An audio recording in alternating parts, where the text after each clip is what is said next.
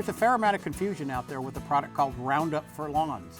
Unfortunately, people associate Roundup with the active ingredient glyphosate, which is a non-selective herbicide that kills or at least damages most of the green tissue it comes in contact with. That's where we get into the debate about whether it's a name or a trademark, or is it actually a chemical. And in the case of Roundup, it's a trademark for the consumer line of O.M. Scott's. By giving it the name Roundup, it gives brand recognition, but unfortunately, they have a plethora of products that have the name Roundup in them.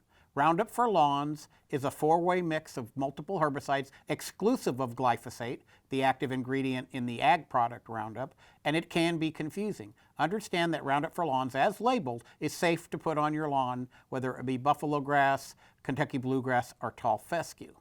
Unfortunately, many people have grabbed the glyphosate products that are just tagged Roundup that are not glyphosate, or excuse me, Roundup for Lawns, and we end up with a product that will be damaging to the lawn and any green tissue they come in contact with. So this is where being conscious of the label is critical to making sure you don't make a mistake in the lawn. Look at the active ingredients in small print on the label, and if it says Roundup for Lawns, then it probably is safe.